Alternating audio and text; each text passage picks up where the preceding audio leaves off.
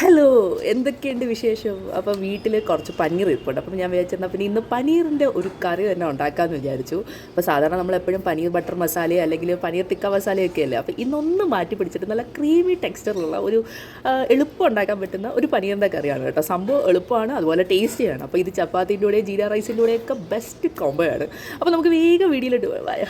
അപ്പോൾ ഇതിലേക്ക് ആദ്യം വേണ്ടത് നമുക്ക് സവോളയാണ് കേട്ടോ. അപ്പോൾ ഞാനിവിടെ ഒരു 3 സവോള ഇതുപോലെ റഫായിട്ടൊന്ന് ചോപ്പ് ചെയ്തെടുക്കുന്നുണ്ട്. എന്നിട്ട് അത് ഇതുപോലെ എണ്ണ ചൂടാകുമ്പോഴത്തേക്കും കടായിൽ ഇട്ടുന്നുണ്ട്. ഇവിടെ ഞാനൊരു 3 പേർക്ക് കഴിക്കാനുള്ള ക്വാണ്ടിറ്റി ആട്ടോ ഉണ്ടാക്കുന്നത്. അപ്പോൾ എന്നിട്ട് ഞാൻ പച്ചമുളക് ആഡ് ചെയ്യുന്നുണ്ട്. പിന്നെ വെളുത്തുള്ളി വലുതായതുകൊണ്ടാണ് 3 ചെറുതാണെങ്കിൽ ഒരു 4-5 ഒക്കെ ചേർക്കാം കേട്ടോ. പിന്നെ ഒരു 8-10 കാഷ്യൂം കൂടെ ചേർക്കുന്നുണ്ട്. കാഷ്യൂ ചേർക്കുമ്പോൾ നല്ല ക്രീമി ആയിട്ട് കൺസിസ്റ്റൻസി നമുക്ക് കിട്ടും കറിക്ക്.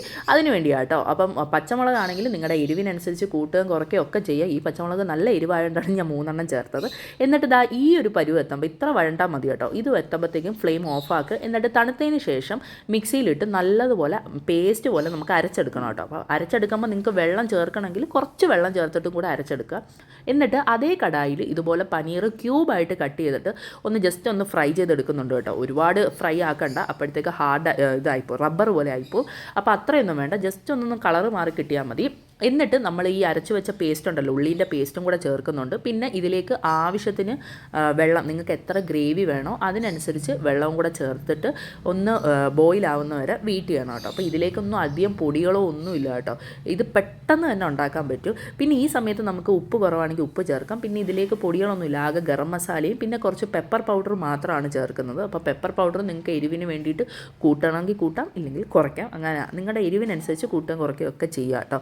എന്നിട്ട് ഈ ഒരു പരുവ് എത്തുമ്പോഴത്തേക്കും ലാസ്റ്റ് നമ്മുടെ മല്ലിയിലയും കൂടെ ഇട്ടിട്ട് ഗാർണിഷ് ചെയ്ത് നമ്മുടെ കറി റെഡി ആയിട്ടുണ്ട് കേട്ടോ.